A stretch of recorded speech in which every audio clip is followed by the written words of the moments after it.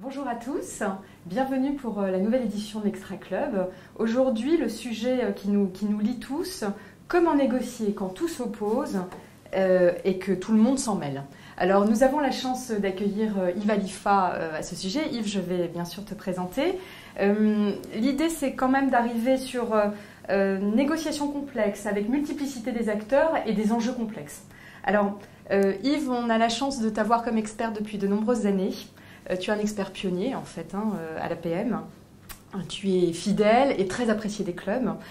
Tu as une spécificité puisque tu aides dans ton métier de tous les jours à l'élaboration de stratégies de négociation fondées sur le respect et la recherche d'options créatives fondées sur les gains mutuels, ce qu'on appelle la négociation raisonnée, la négociation raisonnée d'Harvard.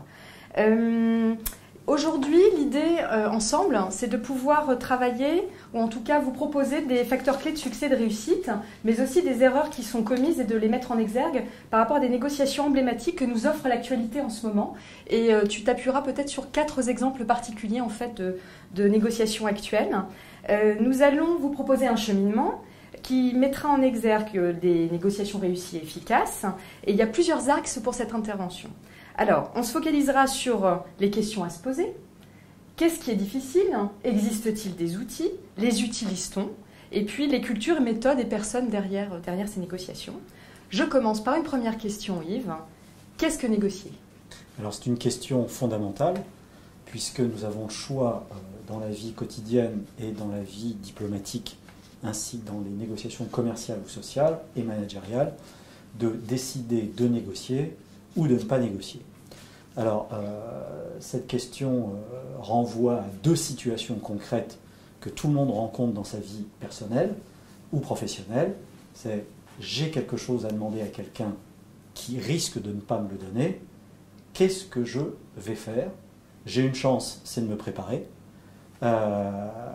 et d'anticiper sur les différents obstacles que je vais rencontrer. Maintenant, deuxième situation, on me demande quelque chose que je n'ai pas envie de donner. Là, je suis en difficulté parce que je me retrouve contraint soit à acheter du temps de préparation et à engendrer chez mes interlocuteurs une impression de défausse de responsabilité, de fuite, soit de négocier sans avoir rien préparé. Donc, négocier, c'est se poser déjà 3 questions à soi-même. C'est est-ce que le moment est venu de négocier ou est-ce que j'ai des alternatives? Nous reviendrons assez souvent pendant cet entretien sur les alternatives. Il y a en gros 2 alternatives possibles à la négociation. C'est ce qu'on va appeler des solutions de rechange, ce que Harvard appelle la BATNA, Best Alternative to a Negotiated Agreement, ce qu'on appelle en français la MESOR, la meilleure solution de rechange. Est-ce que j'ai la possibilité de recourir au droit, à la justice, de saisir la justice, ou bien est-ce que j'ai la possibilité de passer en force sans négocier? Donc, 3 possibilités: négocier, ne pas négocier en utilisant le droit, et ne pas négocier en utilisant la force. Donc voilà ce que c'est que négocier. D'accord. Alors, est-ce que l'on peut négocier avec plusieurs acteurs? Alors, c'est le sujet de notre matinée. Eh oui. Si je suis là, c'est bien évidemment que la réponse est oui. Sous certaines conditions, bien évidemment. Alors d'abord, négocier avec plusieurs acteurs, c'est se dire qui j'ai en face de moi. Et dans qui j'ai en face de moi, c'est qui a intérêt à négocier, qui n'a pas intérêt à négocier, et qui a intérêt à faire semblant. Nous reviendrons peut-être tout à l'heure sur cette négociation catastrophique qui s'est interrompue depuis une semaine à Genève sur les négociations concernant la Syrie. C'est une négociation très intéressante parce qu'elle est multi-acteurs, avec des ennemis irréductibles. Elle s'est interrompue. Elle est censée reprendre le 28 février. Peut-être qu'elle ne reprendra pas, parce que l'une des parties, et non des moindres, la Russie, a décidé de faire semblant de négocier, tout en utilisant sa meilleure alternative de son point de vue, c'est-à-dire sa BATNA, comme je le disais, c'est-à-dire renforcer la pression militaire sur Alep pendant la négociation. Ce qui fait que les autres acteurs ont été pris par surprise et scandalisés. Donc on reviendra tout à l'heure pour savoir qu'est-ce qu'on fait avec des gens qui font semblant de négocier ou qui utilisent ce qu'on appelle des tactiques déloyales. D'accord. Alors, comment fabriquer des options acceptables pour toutes les parties? Alors, c'est d'abord arriver dans une négociation en ayant imaginé la création d'un intérêt commun partagé par toutes les parties. Dans toute négociation, il y a, je disais il y a quelques instants, deux grandes questions à se poser. La première question, c'est la question des intérêts. Je viens d'en parler. Qui a intérêt à négocier? Qui n'a pas intérêt à négocier? Et quels sont les enjeux pour chacune des parties?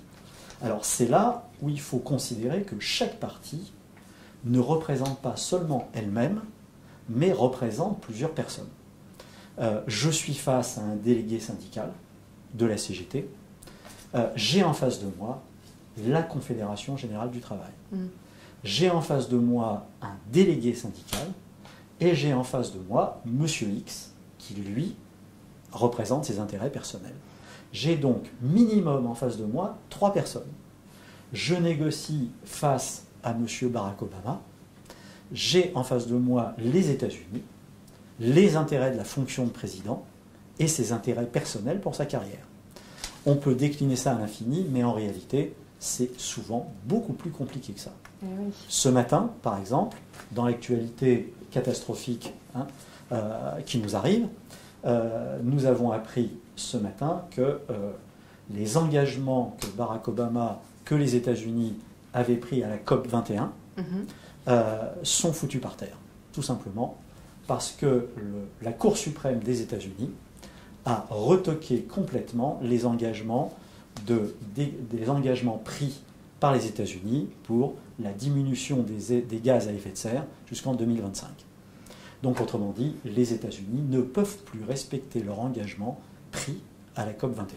Tu veux dire qu'on aurait dû anticiper cette Alors, c'est toujours facile de dire on aurait pu, on aurait dû. Oui. Effectivement, à la COP 21, il y a eu beaucoup de choses positives, beaucoup de méthodes qui n'existaient pas à Copenhague.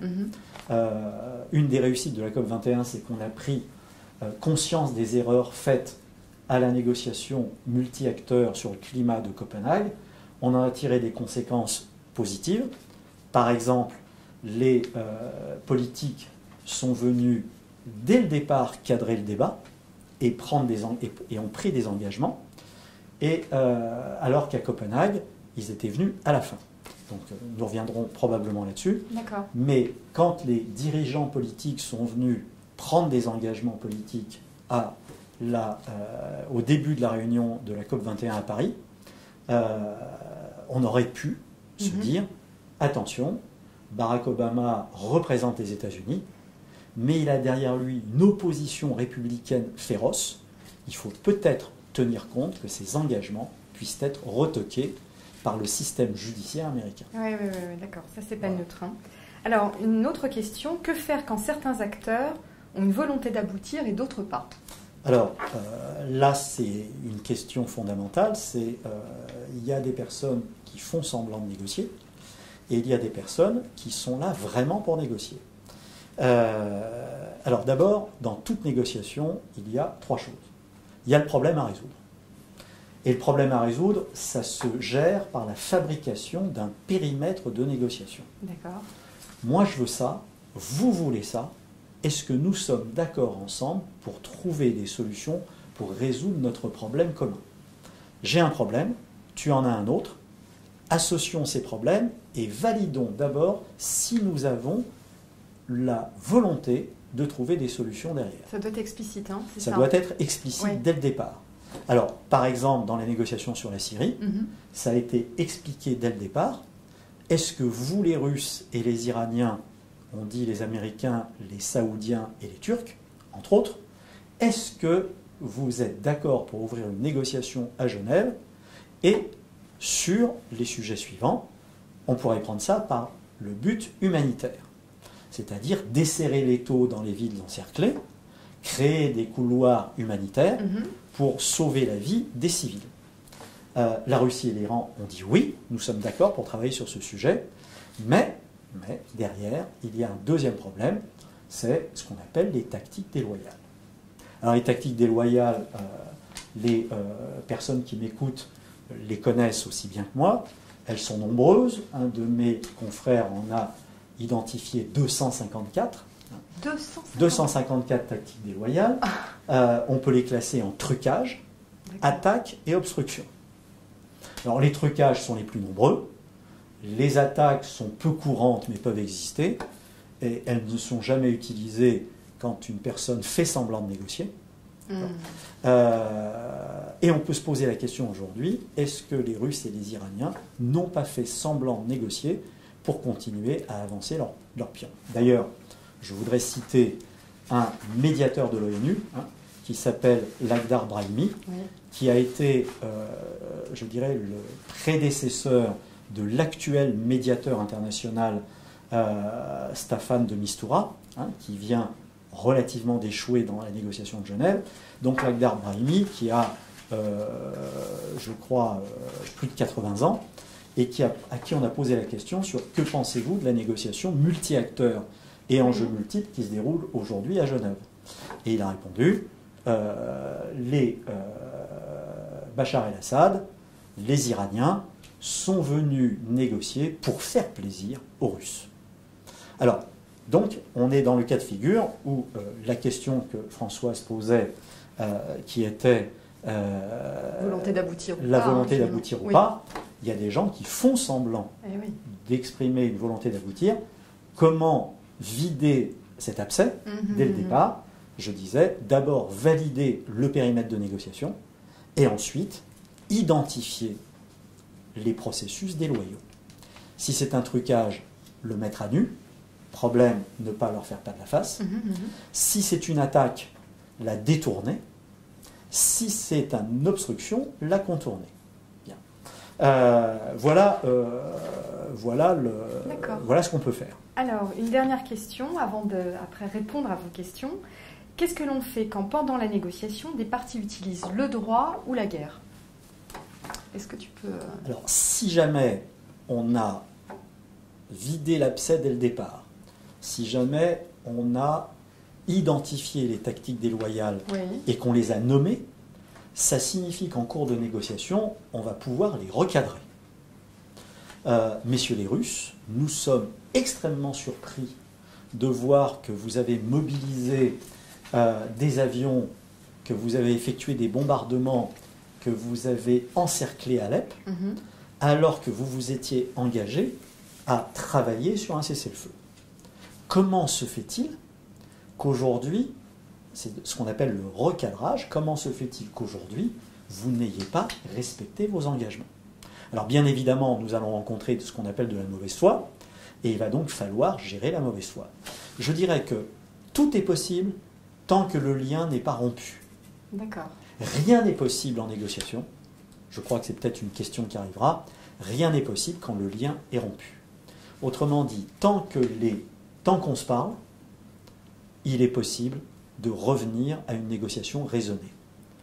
Dès que la relation est coupée, alors là, c'est l'ultime tactique déloyale, c'est le silence radio, et là, ça devient très difficile. On ne peut à ce moment-là que rentrer dans le jeu de la surenchère des mésors. Tu utilises ton alternative à la négociation, nous allons utiliser notre propre alternative à la négociation. Tu utilises la guerre, nous n'allons peut-être pas utiliser la guerre, nous allons utiliser ce qu'on va appeler notre soft power. Nous allons, par exemple, ça s'est déjà vu dans l'histoire, provoquer une assemblée générale des Nations Unies pour condamner le recours à la force, ce qui n'a pas encore été proposé. Puisque au Conseil de sécurité, on ne peut que compter sur le veto probable des Russes, donc on va provoquer une assemblée générale des Nations Unies. D'accord. Petite synthèse ou bien on attend les questions? Non, alors ce que je voulais vous dire, c'est que vous êtes nombreux à nous suivre en ce moment, on est plus de 120 personnes tous ensemble.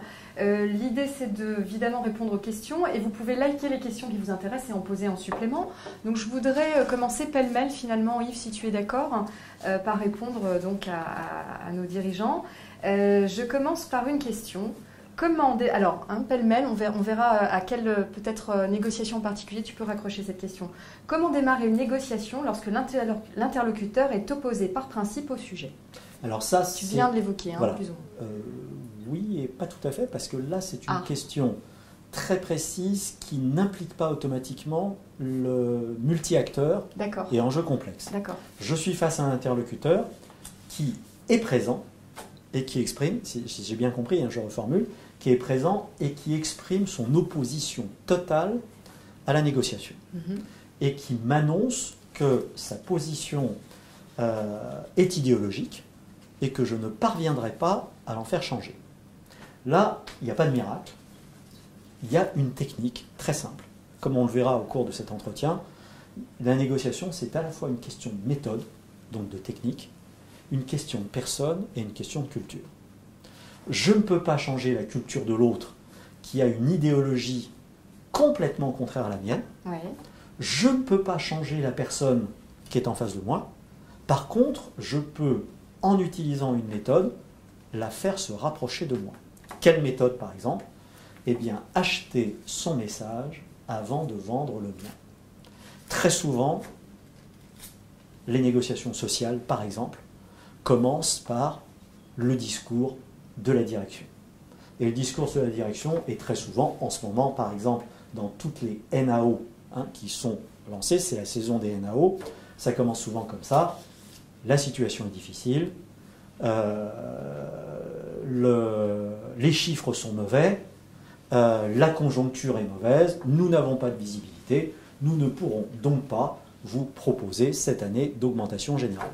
Et on récolte quoi? On récolte, vous êtes des salauds, vous ne comprenez pas la souffrance des gens que nous représentons, et de plus, il y a une perte de pouvoir d'achat que ni l'intéressement qu'il n'y aura pas cette année, ni la participation ne permettra de combler. Donc nous allons nous mettre en grève. Et nous vous disons aujourd'hui très clairement que vous vous êtes gorgés de dividendes et que les résultats, nous souhaitons qu'ils soient ramenés directement au travail.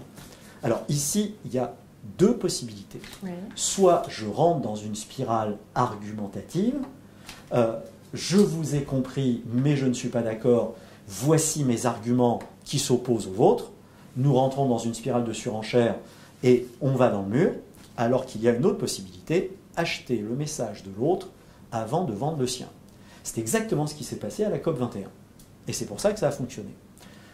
Acheter le message de l'autre, c'est quoi? C'est prendre le temps nécessaire d'écouter l'autre en reformulant sans contestation et sans contradiction exactement ce que dit l'autre. C'est-à-dire considérer que ce que l'autre dit, même si vous trouvez ça scandaleux, il y a une légitimité derrière. Plus vous investissez du temps dans l'achat du message de l'autre, plus il va accepter ou ils vont accepter que vous vendiez le vôtre. Et nous allons arriver à un moment clé qu'on va appeler le bon accord sur le désaccord. C'est ce qui s'est passé à plusieurs reprises dans la négociation de la COP21. Oui. Vous avez une position qui est fondée et légitime de votre point de vue. Nous avons une autre position qui est légitime de notre point de vue. Nous ne nous mettrons donc jamais d'accord sur ce sujet. Premier acte, c'est montrer qu'il y a conflit. Ne pas éviter le conflit, mais assumer le conflit en disant « toi tu veux ça, moi je veux ça oui. ». Nous ne nous mettrons jamais d'accord sur ce sujet et faire valider ce désaccord. C'est ce qu'on appelle la matérialisation du désaccord. Deuxième acte, est-ce que le fait que nous soyons en désaccord sur ce sujet nous empêche de trouver un accord sur d'autres sujets? Naturellement, ça nécessite une préparation. Ça nécessite d'arriver dans une négociation avec plusieurs objets de négociation et pas avec un seul. D'accord. Alors, il y avait une question qui porte peut-être sur comment négocier avec une forte agressivité en face. Tu le dis, il y a l'idée de reformulation. Est-ce que tu avais envie de rajouter quelque chose par rapport à cette question? Je dirais que plus il y a de l'agressivité en face de moi, exprimée, plus il y a de l'hostilité.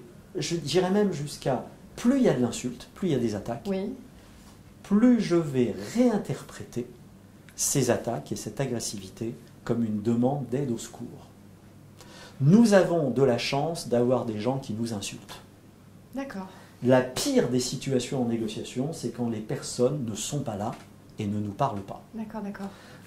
Quand vous avez quelqu'un qui est présent et qui vous insulte, eh bien, réinterprétez dans une première hypothèse le fait que ces personnes souffrent, qu'elles ont besoin d'un accord et qu'il va falloir que je passe dans leur camp pour les ramener vers la résolution de leurs problèmes. D'accord. Alors, il y a une question qui revient, qui a été likée suffisamment pour que je te la pose. Pourrais-tu nous donner un exemple de trucage, d'attaque, d'obstruction et la manière d'y répondre? Tu vois, là, c'est complet.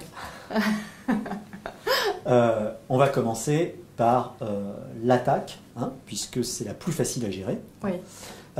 Et puisque Françoise, tu es en face de moi, oui. Hein, je vais faire une attaque absolument scandaleuse. Ah, vas-y.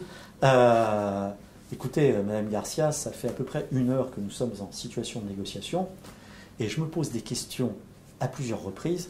C'est comment on peut négocier avec une bonne femme? Ah oui, ça démarre. Alors, démarre fort. Bien évidemment, ici, tu es ouais. soumise à une attaque, sur personnelle. Ton sexe, une oui. attaque personnelle, au-delà. Alors, bien évidemment, comment vas-tu gérer cette attaque? Il y a une première possibilité que je ne conseille jamais de faire, c'est de laisser passer. D'accord.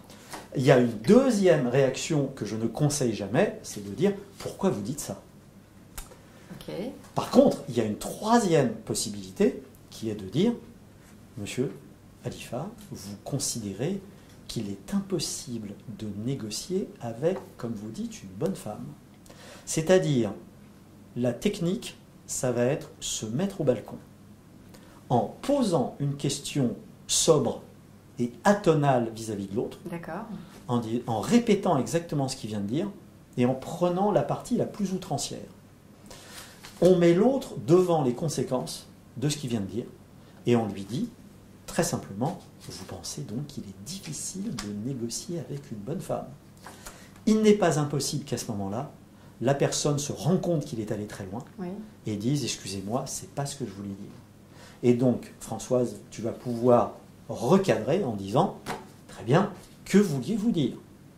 Ça ne t'empêchera pas, un peu plus tard, à froid, de dire, vous savez que ce n'était pas très agréable d'être traité comme vous l'avez fait et d'obtenir des excuses. Ça, c'est la réponse à l'attaque. Se résume, je répète l'attaque telle qu'elle a été prononcée en laissant une chance à l'autre de présenter des excuses. Deuxième cas de figure, après l'attaque, l'obstruction. Alors l'obstruction, on me pose souvent cette question, qu'est-ce que vous faites face à quelqu'un qui, volontairement, reste silencieux? Vous avez en face de vous quelqu'un qui ne dit rien, qui vous regarde d'un air tout à fait, je dirais, mystérieux, incompréhensible. Et bien là, il va falloir passer dans son camp et l'aider à sortir de son obstruction. Quelqu'un qui fait une obstruction, je vais l'aider à en sortir. C'est ce qu'on appelle contourner l'obstacle. Et pour ça, je vais être descriptif et surtout pas analytique. La force du négociateur en situation difficile, c'est d'être purement descriptif et surtout d'arrêter de penser. Les intellectuels sont souvent les plus démunis dans ces situations-là, parce qu'ils sont trop analytiques et ils cherchent trop à penser en intériorité. Et ça peut arriver avec plusieurs parties différentes? Ça pourrait arriver? Tout à fait. Je vois, mesdames et messieurs, depuis le début de cette négociation, que vous ne dites rien. Oh là là. Premier élément, je constate qu'ils ne disent rien, et je dis, vous ne dites rien. Et là, je vais commencer à diviser. Madame, depuis le début de cette discussion, je sens dans votre regard un certain scepticisme. Vous ne me croyez pas. Il n'est pas impossible que la personne brise son silence et dise « Non, c'est pas du tout ça ». Très bien, si c'est pas du tout ça, qu'est-ce que c'est? Vous obtenez une réponse, le droit de poser une question simple, parce que vous êtes passé dans son camp. Monsieur, depuis 10 minutes, je sens une hostilité délibérée dans votre posture physique et dans votre regard. Est-ce que je me trompe? Oui, monsieur Alifa, vous ne vous trompez pas. Effectivement, je ne vous écoute pas parce que vous êtes, comme d'habitude, en train de vous opposer à nos revendications justes et légitimes. Et donc, monsieur Alifa, je ne vous écoute pas. Le moment est venu du recadrage. Vous avez le droit d'être hostile. Vous avez le droit de me prêter des intentions qui sont peut-être les miennes. Mais comment allons-nous continuer cette réunion pour trouver une solution que vos mandants attendent et que moi je souhaite pour la pérennité de l'entreprise. Donc ça c'est, donc autrement dit en résumé, un exemple d'obstruction, le silence. J'accompagne le silence en mettant des mots dessus. D'accord. Je fais des hypothèses, je n'hésite pas à dire « Monsieur, vous ne dites rien parce que vous êtes en colère. Monsieur, vous ne dites rien parce que vous n'avez pas confiance. » Ça me permet de, non pas de diviser le groupe, mais d'avoir un panel d'émotions exprimées, très différentes les unes des autres, et de traiter ensuite un plan de travail qui va être commençons déjà par regarder pourquoi nous n'avons pas confiance mutuellement. Ensuite, nous regarderons si réellement je suis votre ennemi. Et enfin, peut-être que nous arriverons à vaincre ce scepticisme qui vous anime, madame. Oui, donc il y a une verbalisation en permanence. Hein, tout à fait. D'accord. Verbalisation à partir de ce que je vois et pas à partir de ce que j'imagine. J'ai le droit de me tromper. Quand je suis descriptif, j'ai le droit de me tromper. Le dernier, le plus difficile, j'ai gardé le plus difficile pour la fin, ce sont les trucages. Alors parmi les trucages, il y en a énormément.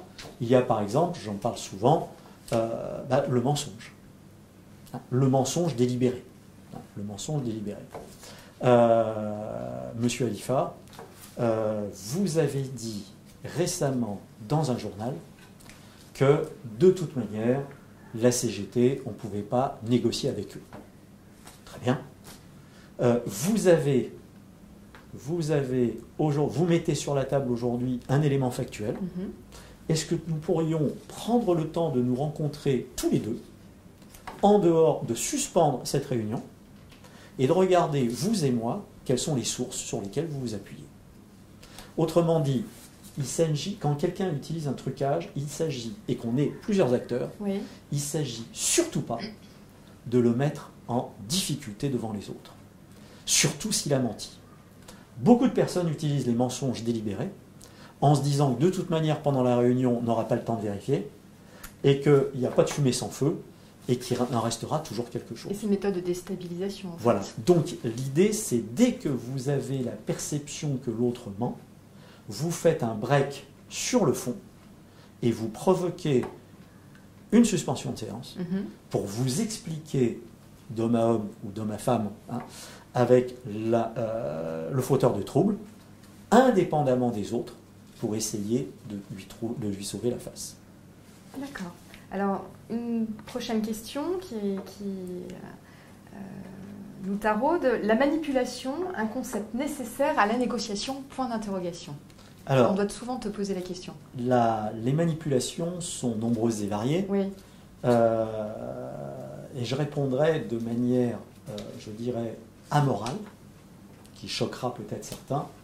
C'est toute technique peut être considérée comme manipulatoire ou non manipulatoire en fonction du but recherché.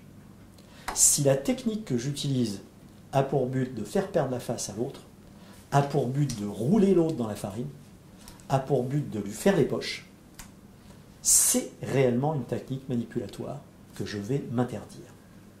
Parce qu'elle va comporter beaucoup de risques et faire en sorte que la négociation va devenir une affaire de personnes et non plus une affaire technique, une affaire financière ou une affaire tout simplement de problèmes à résoudre. Donc, si parfois, je vais utiliser une technique manipulatoire pour le bien de la négociation et pour le bien de l'autre. Par exemple, valoriser une personne. Aujourd'hui, Françoise Garcia, c'est un grand plaisir de dialoguer avec vous. Ça fait longtemps que je cherchais à vous rencontrer. Et sachez qu'aujourd'hui, je suis persuadé qu'avec le talent qui est le vôtre, nous allons pouvoir trouver une solution qui satisfera vos représentants, vos mandants et les miens. Qu'est-ce que je fais ici? Ça peut être considéré comme une tactique manipulatoire parce que je vous passe la brosse à reluire, mais j'ai fait très attention. J'ai fait très attention de faire quelque chose. C'est avant de vous rencontrer, d'aller vérifier si vous en aviez besoin ou pas. D'accord. Autrement dit, si une personne a besoin de valorisation, je ne considère pas ça comme manipulatoire, je considère ça comme nécessaire. Donc ça peut être très discuté. Et plus il y a d'acteurs dans une négociation, plus il y a d'enjeux complexes, plus il va falloir que je me prépare lourdement en utilisant une technique qu'on appelle la technique à front renversé. Je vais rencontrer tout à l'heure 5 personnes en même temps. Ces 5 personnes en même temps représentent en réalité des intérêts complexes. Je reprends au minimum, ces 5 personnes d'organisations différentes sont chacune 3 personnes. Ça fait 5 fois 3, 15. Oui, c'est ce que tu disais. J'ai donc 15 intérêts en face de moi. Oui. Et qu'est-ce que je vais faire? Je vais regarder à date, aujourd'hui, quelle est la hiérarchisation de leurs intérêts. Qu'est-ce qui est le plus important pour eux? Qu'est-ce qui est le plus important pour A? Qu'est-ce qui est le plus important pour B? Qu'est-ce qui est le plus important pour C? Et je vais arriver avec 2 choses. D'abord, une vérification, une technique de validation de ce qui est important pour eux. Bonjour Madame Garcia, aujourd'hui je suis très contente de vous rencontrer. Je vois qu'elle éprouve du plaisir. Je ne me suis pas trompé, elle avait besoin de reconnaissance. Donc il y a une préparation qui n'est pas neutre. Une préparation très importante là-dessus. Deuxièmement, ce que j'ai pu préparer aussi, c'est des options à gain mutuel. Et ça devient compliqué, mais ça a été possible à une condition, à la COP21 par exemple, ce qui n'est pas le cas de la négociation qui va s'ouvrir le 22 février sur l'assurance chômage, on pourra en parler. Oui. Vous avez un exemple fabuleux de négociation complexe avec 195 pays qui a fonctionné avec des méthodes très précises. Et vous avez un exemple de négociation complexe à enjeux multiples, avec acteurs multiples, qui va commencer le 22 février sur l'assurance chômage et qui risque d'être catastrophique, avec de nombreux risques, parce qu'ils ne vont pas utiliser volontairement, c'est assez stupéfiant, les méthodes de la COP21. Que ce soit une négociation sociale, que ce soit une négociation politique ou une négociation climat, les mêmes méthodes peuvent être utilisées. Alors il y en a qui les utilisent, il y en a qui ne les utilisent pas, c'est une question de culture. Oui, ce que tu dis. Je pars un petit peu foisonnant, mais on pourra revenir tout à l'heure sur la comparaison entre les techniques utilisées à la COP21 et les techniques qui vont malheureusement ne pas être utilisées dans la négociation sur l'assurance chômage. D'accord. Alors une autre question intéressante, quel est le point de non-retour dans une négociation? Est-ce que ça tu peux expliquer un peu les choses pour toi? Le point de non-retour dans une négociation, il est rare.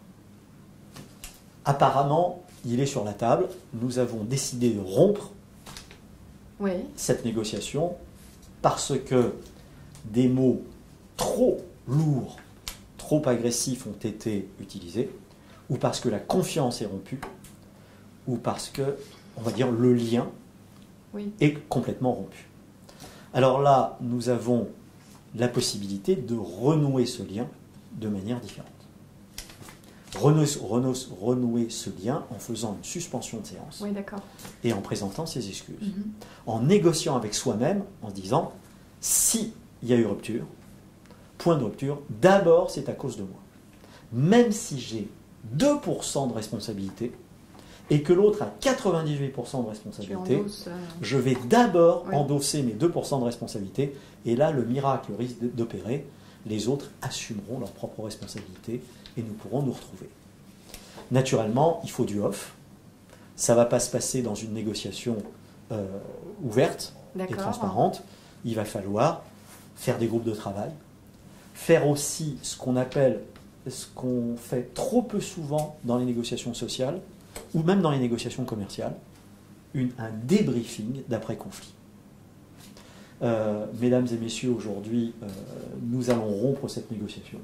Le point de non-retour est arrivé. Je le regrette. Est-ce qu'avant de nous séparer, je vois que vous êtes en train de replier vos serviettes, que vous êtes en train de ranger vos stylos, de fermer vos ordinateurs. Est-ce qu'il est possible, avant de se quitter, ou bien, si vous n'avez pas le temps et si votre dose de colère est trop importante maintenant, Oui. de prendre un rendez-vous immédiatement pour regarder comment nous en sommes arrivés là. Mhm.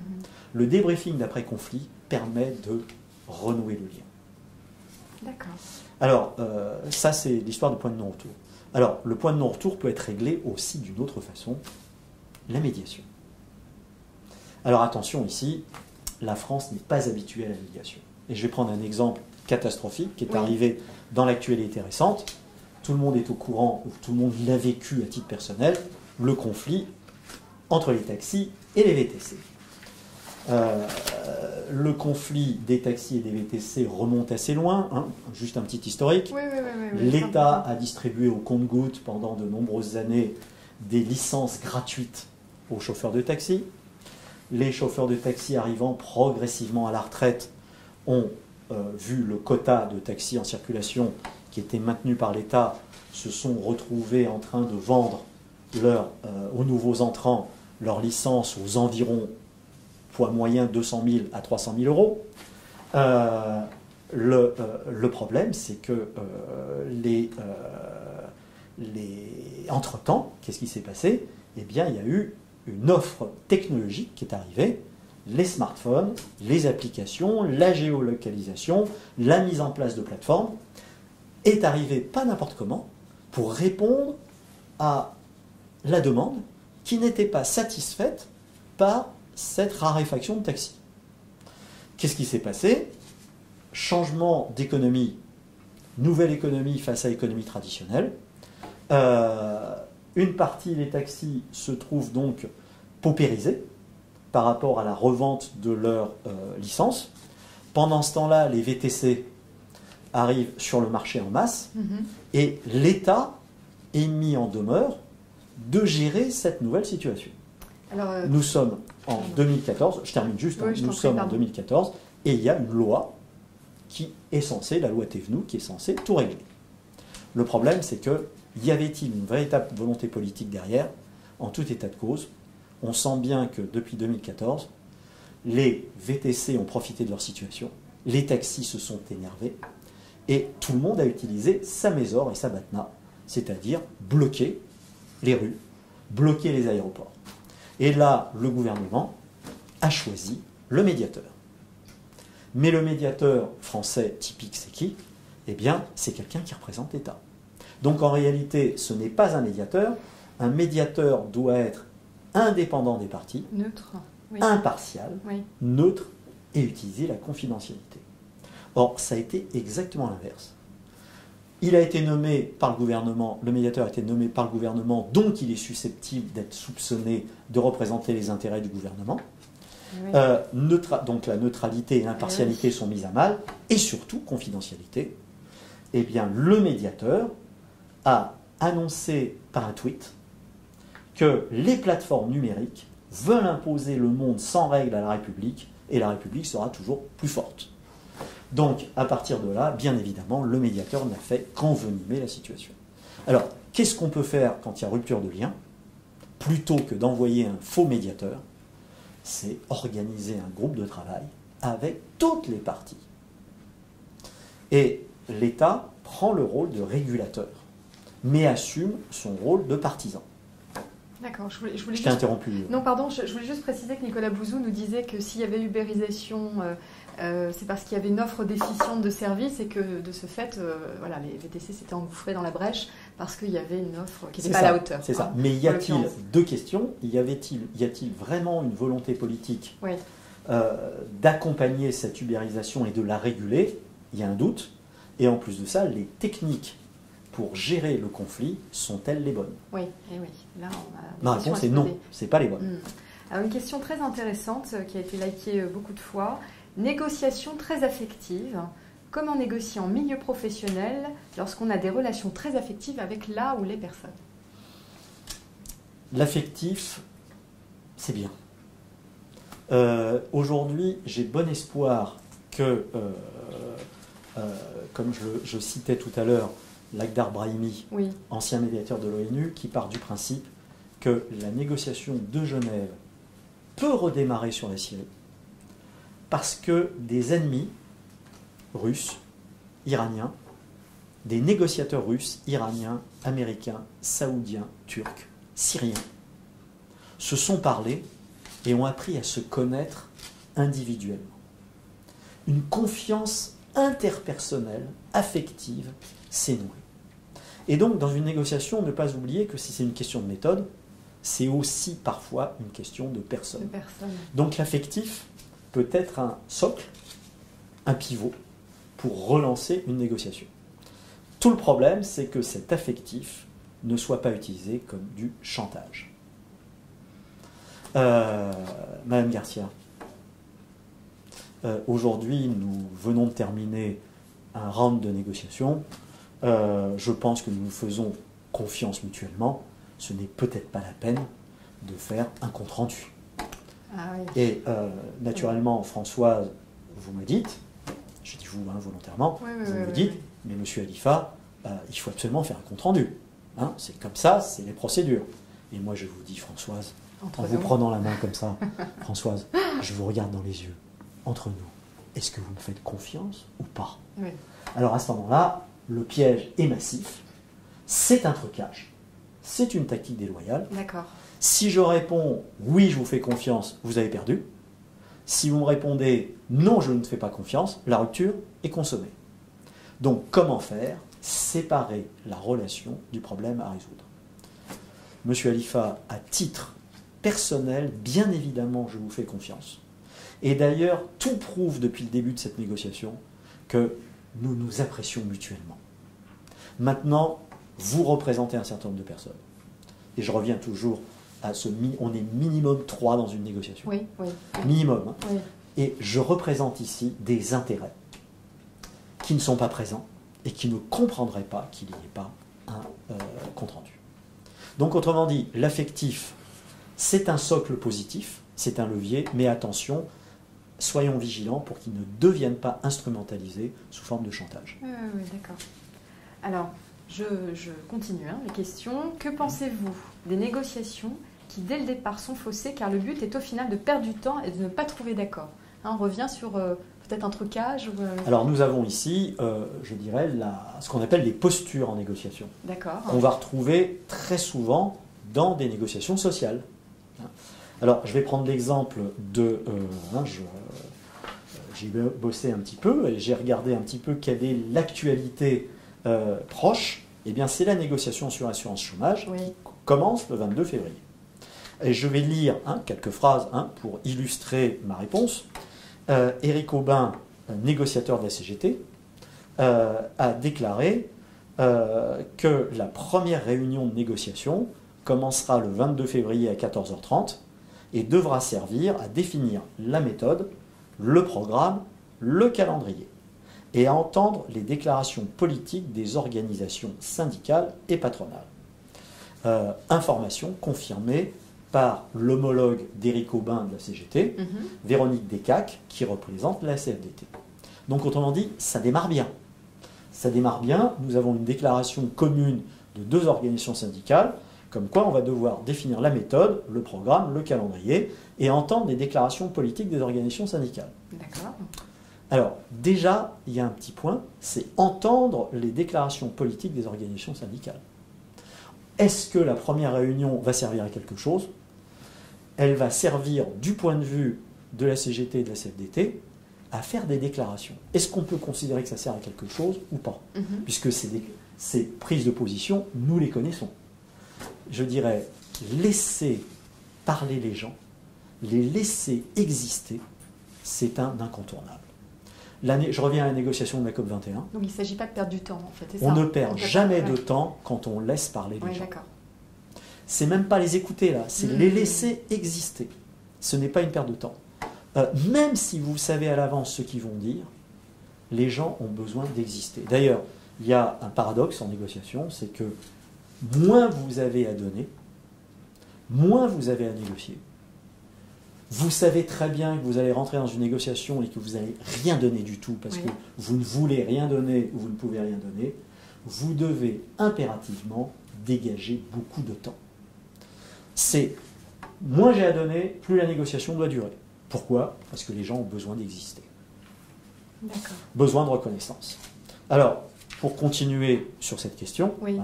Je ne vais pas rentrer dans les détails techniques de cette négociation complexe.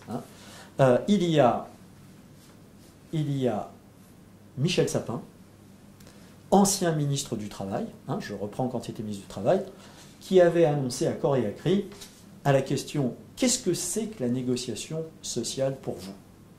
Je vais vous expliquer, avait dit Michel Sapin, la négociation sociale à la française, il avait rajouté à la française, c'est l'État définit une feuille de route.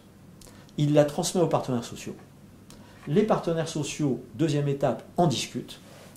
Troisième étape, on regarde ce qu'ils ont produit. Et dernière étape, l'État fait une loi. Alors quand on entend ça, on se dit à quoi ça sert de discuter, à quoi ça sert de négocier, puisque déjà les dés sont pipés dès le départ. Alors c'est là où effectivement, je dirais, il y a un problème de culture et il y a un problème de méthode. Si je peux me permettre de t'interrompre, il y a une question qui va peut-être dans ce sens aussi. Je t'en prie. Comment négocier avec certains services de l'État qui imposent des réglementations environnementales qui mettent en péril votre société? Tu vois, il y a quand même une inquiétude là derrière. Alors est-ce que c'est peut-être lié à ce que tu es en train de dire? Là, c'est peut-être trop tard. Ouais.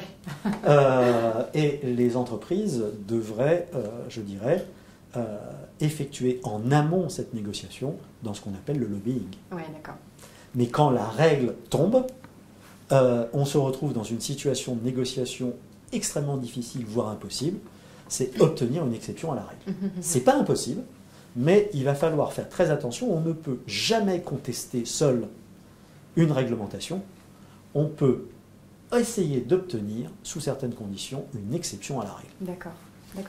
Donc je t'ai interrompu peut-être par rapport à ton négociation. Je voulais simplement dire que quand on regarde comment va se dérouler la négociation sociale du 22 février sur l'assurance chômage, c'est exactement le contre-exemple de la COP21. Si on prend les deux bouts de la chaîne, à la COP21, je vais faire une liste rapidement, c'est qu'est-ce qu'on a utilisé. Et puis je vais faire la comparaison. On a utilisé d'abord la procédure à texte unique. Alors qu'est-ce que c'est que la procédure à texte unique? Plutôt que 195 pays débarquent chacun avec une feuille de route, en demandant aux autres, voilà mes solutions, et c'est ça qu'on va discuter, plutôt que l'ONU, plutôt que la présidence française et péruvienne arrivent avec leurs documents, qui est le sujet de la discussion, on a fabriqué une procédure à texte unique, c'est-à-dire qu'on a listé les questions que chaque partie se posait, et on en a fait un document unique avec comment allons-nous répondre tous ensemble à ces questions. Deuxième étape, on a dit que c'était un avant-projet informel qui posait des problèmes à résoudre, mais qui ne mettait pas de solution. Troisième étape, on a soumis le document à la critique en demandant à chaque partie de proposer des options, d'où les fameux crochets. Et puis progressivement, on a limité les crochets en regardant pour chaque option quels étaient les avantages pour les uns, quels étaient les inconvénients pour les autres, en essayant d'aboutir au final à l'élimination des inconvénients et à la valorisation des avantages communs. Et naturellement, dans la dernière partie, nous avons vu le coprésident de la réunion, Laurent Fabius, faire une grande accélération avec son petit marteau en disant « Est-ce que tout le monde est d'accord? Puisqu'il n'y a pas de questions, paf, le marteau sur la table. » Très émotionnel, vous verrez le petit lien, on vous le mettra sur le site pour vous visualiser la vidéo. Cette théâtralisation finale peut paraître choquante, mais en réalité, elle vient avec une autre technique utilisée, après une autre technique utilisée à la COP21, la technique du crantage. Une négociation à plusieurs, c'est la montée d'un escalier. Il faut que chacun, dès le départ, puisse dire sur quelle marche on est. On est à la cave ou on est au premier étage ou au troisième étage. Où sommes-nous tous ensemble aujourd'hui? Où veut-on aller?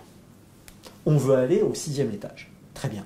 Nous allons essayer d'y aller ensemble, mais à chaque palier, on se pose et on dit est-ce que nous crantons, est-ce que nous validons que nous sommes à ce palier et que nous ne redescendrons pas l'escalier. Et que tu ne me pousseras pas dans l'escalier. Donc il y a eu des crantages successifs. C'est pour ça que Laurent Fabius a pu se permettre la petite théâtralisation finale du marteau. D'accord. Alors, sur la négo du 22 février, le contre-exemple. C'est l'inverse. D'ailleurs, Éric Aubin de la CGT le réclame déjà depuis de nombreuses années et n'a jamais réussi à l'obtenir. C'est que, et le MEDEF répond, il y a des habitudes, pourquoi on changerait les habitudes? Les habitudes, c'est quoi? C'est que les négociations se passent au MEDEF. Les organisations syndicales proposent que ça se passe dans un lieu neutre, au Conseil économique, social et environnemental. Le MEDEF répond, on a toujours fait ça, pourquoi on changerait? Oui, donc c'est ce que tu dis. Le deuxième élément, le MEDEF fabrique un texte qui va être soumis à l'avis des autres organisations syndicales. Les autres organisations syndicales disent pourquoi nous ne fabriquerions pas un document en commun préalablement avec un groupe de travail. Le MEDEF répond on a toujours fait comme ça, pourquoi on ferait autrement? C'est un problème de culture. Troisième élément. Une résistance forte. Troisième élément, quand on rencontre un obstacle entre MEDEF et organisation syndicale, et là tout le monde est responsable, qu'est-ce qu'on fait? On achète du temps, une semaine. Je ne peux pas vous répondre tout de suite. L'actualité aujourd'hui est présente dans toutes les négociations sociales actuelles pour aller faire changer d'avis l'arbitre final, l'État. Et une semaine plus tard, on se retrouve avec des enjeux compliqués parce que l'État s'en est mêlé. Et par exemple aujourd'hui, il y a une multitude d'options pour régler le problème de l'assurance chômage qui va se retrouver avec un déficit de, je reprends, de plusieurs milliards, je crois que c'est 23 milliards, je ne suis pas certain du chiffre, et le but c'est d'essayer de résoudre ce problème de déficit cumulé de l'assurance chômage. Plein d'options sont sur la table, mais on sait d'ores et déjà d'avance que l'État, le gouvernement, préférerait la dégressivité de l'indemnisation du chômage. Or, l'une des parties est en train de polluer le problème en disant c'est ça qu'on préfère. Et en utilisant dans la presse une résonance médiatique, partout en Europe il y a dégressivité, sauf en France, c'est ce qu'on appelle utiliser un critère objectif comme une arme de guerre contre les autres. D'accord. Donc voilà, mal parti, donc on est mal parti. Les règles du jeu ne sont pas négociées, et les entreprises devraient aujourd'hui, beaucoup plus qu'elles le font, aller observer toutes les méthodes efficaces qui ont été mises en place pour la COP21. Même si le résultat n'est pas fabuleux, c'est le comment qui est important dans une négociation. La forme détermine le fond. D'accord. Alors Yves, il nous reste une petite dizaine de minutes. Peut-être que je vais poser une dernière question et on vous promet de répondre par écrit avec Yves après aux questions auxquelles nous n'aurons pas répondu en direct. Pour après aller vers une conclusion aussi, négocier à plusieurs parties, quels écueils à éviter pour avancer? Est-ce que tu pourrais revenir sur un certain nombre de préceptes importants à avoir en tête? Négocier à plusieurs dans les enjeux complexes, en vrac. Oui. Premier obstacle, les médias. Comment faire participer beaucoup de monde en faisant en sorte que la résonance médiatique ne vienne pas polluer les débats? Eh bien, par exemple, s'engager à rédiger des communiqués de presse en commun. S'engager à de la confidentialité absolue. Deuxième écueil, la pression du temps. Nous avons décidé de nous donner 3 mois, 1 mois, 3 réunions. D'accord. Comment essayer, à l'intérieur de cette pression du temps, comment faire en sorte pour pouvoir de négocier des délais acceptables pour les deux parties. Ne jamais se rendre prisonnier du temps, mais faire en sorte que le temps utilisé soit du temps utilisable en commun et pas séparément. La meilleure suspension de séance, c'est celle qu'on fait avec l'autre. On peut très bien faire une suspension de séance non hostile. Oui, c'est ce que tu disais tout à l'heure. Avec les autres personnes.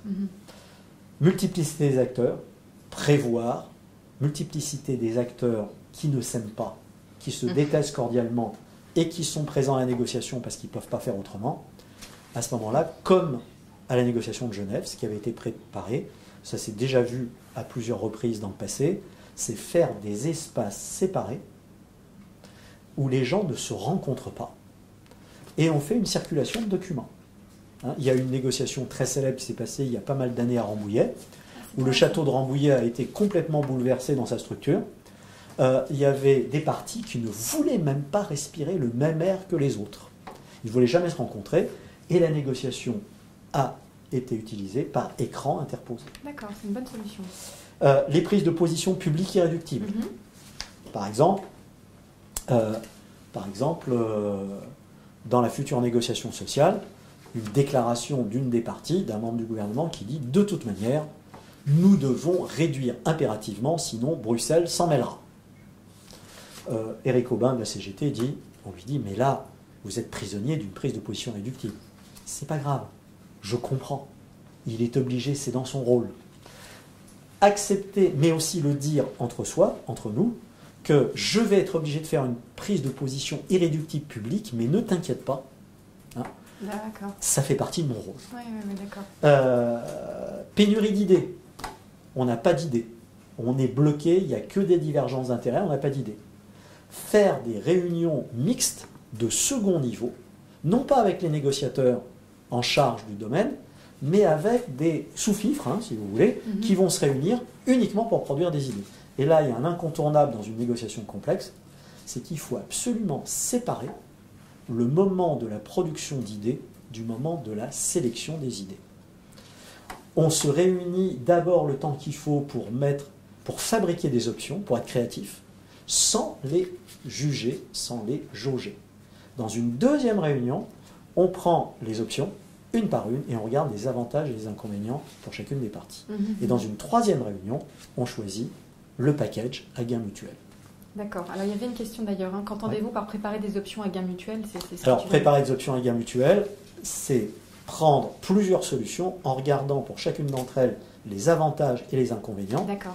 Et essayer de regarder comment on peut associer plusieurs options pour en faire une solution acceptable pour tout le monde, dans laquelle il y a qu'est-ce que je peux donner à l'autre qui lui rapporte beaucoup, et qu'est-ce que l'autre peut me donner qui ne lui coûte rien et qui me rapporte beaucoup.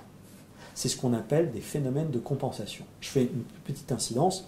Culturellement en France, nous sommes habitués soit à gagner en faisant perdre l'autre. Un objet de négociation sur la table, le prix, c'est la guerre automatique. Moi, je veux faire une affaire. Hein. Moi, je veux le meilleur prix, le prix le plus élevé. Toi, tu veux le prix le plus bas. On est condamné à la guerrière. Deuxième solution, c'est deux objets sur la table. Prix, délai. Prix, volume. Qu'est-ce qui se passe? C'est du chantage. On appelle ça du donnant-donnant, on trouve ça intelligent, c'est lamentable, c'est du chantage. C'est culturel aussi? C'est culturel aussi. Troisième élément, mettre en même temps plusieurs objets de négociation sur la table en essayant de faire de la compensation. Ça, c'est intelligent. Ça, c'est du gain mutuel. D'accord. Pour finir, peut-être? Pour finir, oui. Nous sommes en fin de négociation. Les négociateurs se sont mis d'accord et ils ont peur que leur mandant, qui n'était pas présent, remette en cause ce qui s'est passé. Comme avec Barack Obama. Voilà. Plutôt que de se dire revoyons-nous demain ou après-demain ou la semaine prochaine, après avoir validé l'accord vis-à-vis de nos mandants, construisons tous ensemble, dès maintenant, le communiqué de victoire que nous allons présenter à nos mandants. D'accord. Il faut toujours partir du principe que la négociation est émotionnelle et que ceux qui n'ont pas participé directement à la négociation ne s'y retrouveront peut-être pas. Donc comment va-t-on faire? On va faire vivre à notre mandant ce que l'on a vécu. D'accord. On n'arrive jamais vis-à-vis de son mandant en disant voilà ce que nous avons obtenu. On va arriver vis-à-vis de son mandant en disant voilà comment ça s'est passé. Alors une dernière question peut-être pour te permettre de conclure complètement. La plupart du temps, n'existe-t-il pas une négociation de la négociation? Est-ce que ça... Alors, la négociation de la négociation, je comprends parfaitement ce terme et j'y adhère. Oui. C'est-à-dire qu'il est beaucoup plus important de négocier les processus que de négocier directement le problème à résoudre. Plus on passe de temps à négocier les règles du jeu, les processus, les manières de faire, plus on passe du temps à se dire que nous allons faire en sorte de ne pas utiliser de tactiques déloyales, plus la négociation sur le fond sera rapide. Investir du temps, ce n'est pas en perdre. Beaucoup de gens ont l'impression de perdre beaucoup de temps dans la négociation, alors que c'est là où tout se joue. Et là, il y a un paradoxe culturel, c'est que dans les négociations diplomatiques internationales, on passe 3 fois plus de temps à négocier les processus, Oui. alors qu'en France, culturellement, on considère que c'est la perte de temps. Bon, allez, directement dans le vif du sujet. Tu veux quoi? Moi, je vais te dire si c'est oui ou si c'est non. C'est lamentable. Nous avons encore en France d'énormes progrès à faire en matière de négociation de la négociation. D'accord. Merci beaucoup Yves. Est-ce que tu voudrais conclure, nous dire quelques mots des choses qui te tiennent à cœur par rapport à ce sujet qui est évidemment vaste, hein. On a répondu à quelques questions seulement. Pardon pour ça. Je dirais juste un dernier mot qui me tient à cœur. Je suis souvent désespéré de voir qu'il y a, en particulier à la PM, beaucoup de dirigeants qui sont pétris de bonnes intentions, qui adhèrent complètement à la négociation raisonnée, qui considèrent qu'effectivement les méthodes de passage en force, de ruse et de compromis sont des méthodes distributives qui ne créent pas de valeur et que la négociation raisonnée crée réellement de la valeur, mais qui dans la pratique ne sont pas au rendez-vous. Il y a encore un tropisme culturel chez les dirigeants français, qui est un tropisme qu'on peut résumer en une phrase. Dès qu'il rencontre un blocage, je crois que vous n'avez pas compris, je vais vous expliquer. Je crois que vous n'avez toujours pas compris, je vais vous réexpliquer. Alors qu'on pourrait, avec profit, remplacer ce tropisme par « j'ai l'impression que vous êtes en désaccord avec ce que je viens de vous proposer, pourrait-on discuter de ce désaccord? Je voudrais comprendre pourquoi vous êtes en désaccord. » Poser la question pourquoi, ça paraît très simple, très peu de gens le font. D'accord. Merci 1000 fois. Merci d'avoir été aussi nombreux à nous suivre, hein, plus d'une centaine de personnes. Merci Yves de t'être prêté à l'exercice au pied levé, encore une fois. À très bientôt et à très vite donc, pour répondre à vos questions par écrit. Merci à tous, merci Françoise. Merci Yves.